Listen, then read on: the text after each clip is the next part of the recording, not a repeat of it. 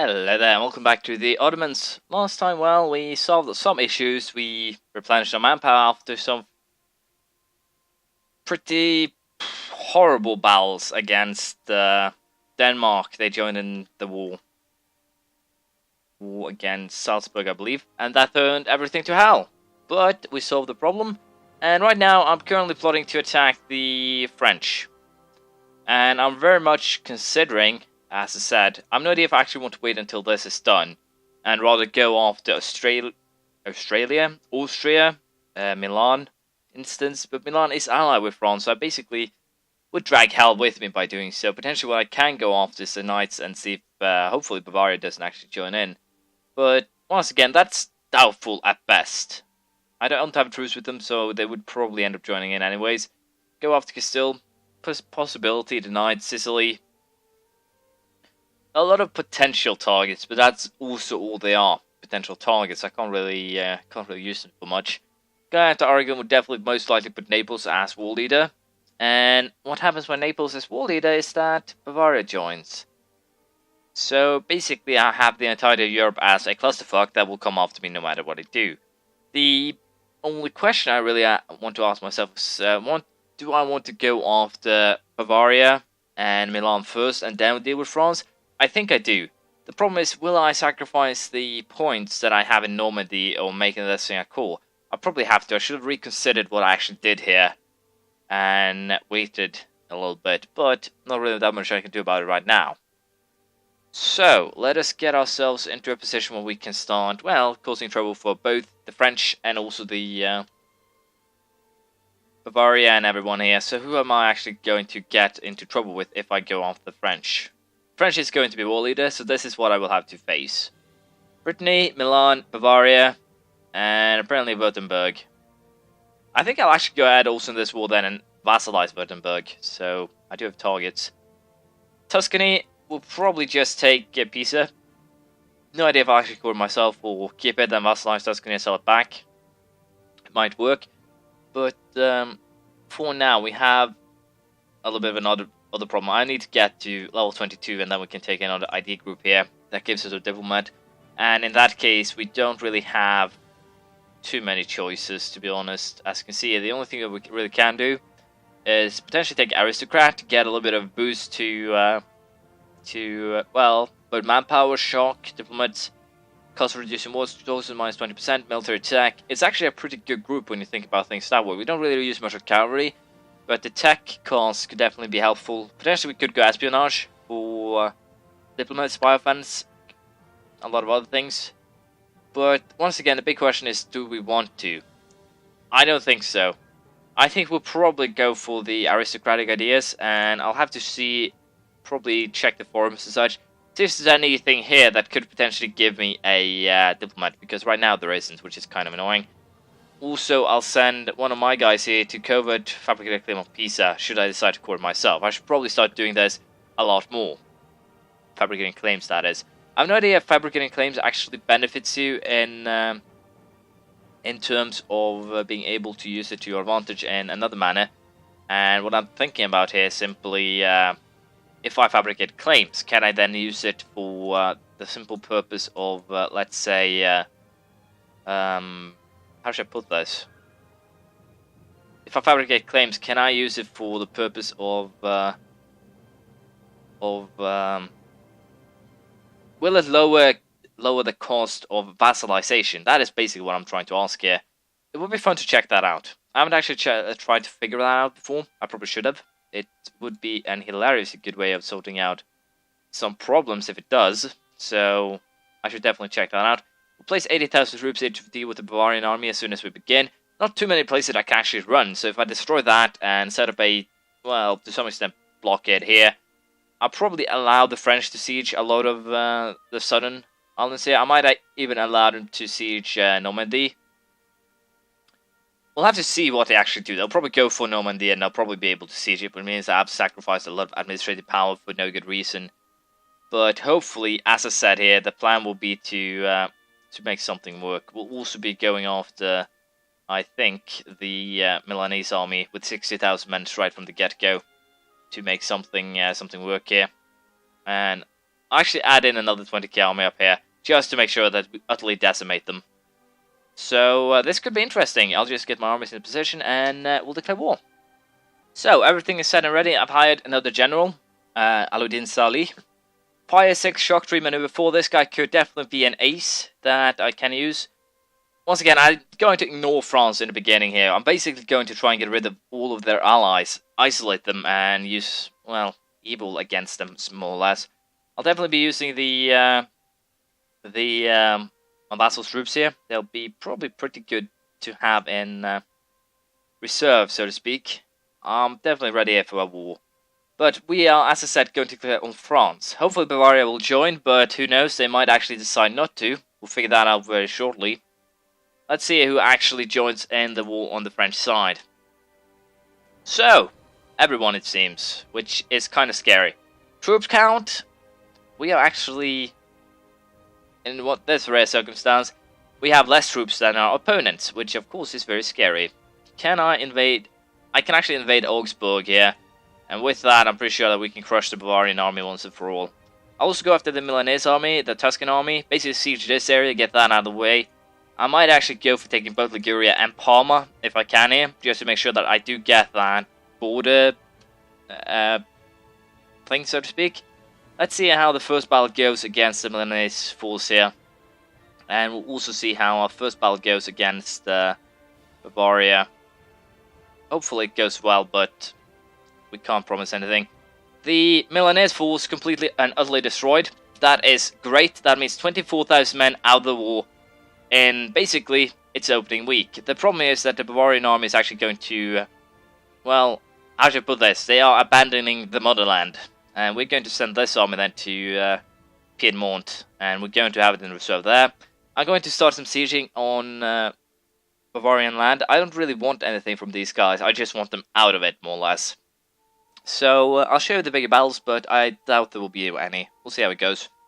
So yeah, as you can see, there's two big armies that I'm going to join up. And that is, of course, going to be very annoying for me. But it's not something that we can't handle. And first, luckily enough, they all seem to be ignoring Normandy. But no, they're actually going inland now, it seems. So they're not ignoring it, per se. They're going to Savoy. This is kind of bad, but hopefully I can use my army in Piedmont to hopefully lure them into battle, so to speak. And we're going to split this one in half, trying to siege Niederbayern as well. Hopefully that'll be enough to actually get them out of the war. As you can see, otherwise we have complete control of this area. There's a tiny army here, but that's about it. So I'm going to have to keep an eye on where this army goes and what it actually does. I don't think I want to reinforce the army that's currently in Dauphine. It's going to get in trouble no matter what I do. So we'll play it careful. Hilariously enough, it seems that I can keep their armies in check during this war by basically choosing where to go in an orderly, well, fashion, so to speak. But I'm definitely going to get into trouble here, so I think we'll actually send this army to support this one. And apparently, by the looks of it, we're going to get an enormous attack in Cuneo. No, they're actually going to Piedmont, so that is a little bit disturbing. They're still going to Piedmont. There's going to be a huge battle in Piedmont. And potentially, I might actually have to try and lure or take out my army here to join up. I have no idea how this will actually go. The terrain here, mountain 74%, so it's a good place to start. But we are severely outnumbered. And as such, what we're going to do is going to leave those. And we're going to send these two armies to try and reinforce. I am hopeful that battle will last long enough for me to actually pull this off. We'll see how it actually goes. They did hit. They did get the terrain negative modifier. I'm not losing many troops at all here. They are definitely the ones taking the heavier losses, and this is great. Well, I did take some extreme losses there, but let's see here. Morale-wise, I'm better. Discipline-wise, I'm better. Tech-wise, I think I'm also better, and we have troops joining in the battle right now. Fresh troops, so this is definitely going to be the battle that probably my best battle so far in Year 4. I would actually dare to say that. And we're going to press a claim on Mantua, which is good. So, they're losing tons of troops right now. The end result, pretty damn sweet, as you can see. The Frenchies, or the entirety of our enemies, lost about, what? 55 versus about 20. So we definitely got a jump on them there, and judging by our manpower recovery versus theirs, we're definitely going to win on that too. Now the big question is, can I afford to allow this army to try and go to Savoy? I'm pretty sure that one or two of the enemy armies can't actually run any longer than that, and we're going to send the other one to Dauphine. See if we can pick something off here. We should be able to. Well, they're actually going to be allowed to run, so I think what we're going to do is just go for that army that's currently in French compt, destroy that small army, and potentially hunt something else here. I'm a little bit unsure. No, we'll do the small thing. We'll retreat back to where we put our stand, so to speak, and we'll hide there rather than causing trouble for ourselves. As you can see now from the ledger here, troop-wise, we are definitely in charge. About 200,000 versus, 160? We definitely have the upper hand there. I'm a little bit concerned about the current sieges up in Bavaria, because, well, we have less troops than I'd actually like to, but it's fine. We do have a strong border, how should I put this, border presence, so to speak, and that is good. We'll probably go for some land here, vassalize Auvergne. We do have, as you can see, very good relations with them. I can send them a gift, and then everything is rainbows and pancakes. So 13 plus 6, 19, 22. I can actually give them these three, potentially. We'll at least try that. I'll try to take Savoy to give to Savoy. I have no idea if they'll actually take it, but they do still have that military stoke, so potentially I can take these four, hurt France a little bit, and hopefully get something working here. Where are you guys going? So they're going back to, I think, they're going to go back to Savoy, I think. I can't really see any other place they'll be going. We'll keep one of the armies on standby, I think. Actually going to Valise, so are they going after Lombardy? Probably going after Lombardia, which is bad. I will still not take land clearance. We might have use for those admin points, but as soon as we reach the level of the next level of military tech, I'll take that. So, do I want to go to Valise, try and get there before them? 14th, 19th? No, I can't get there before them, so I think we'll actually move this army to Lombardy, because I'm pretty sure that is where they will attack. No, they'll actually go for this army here.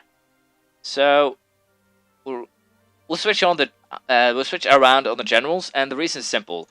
This guy's the best in battle, the other one is the one who moves around the fastest, so there's no reason to actually keep him locked up in a place where he will not be of maximum use, so to speak. So, they'll attack me here. Hopefully we'll get a terrain. They only got a crossing. Well, that's bad.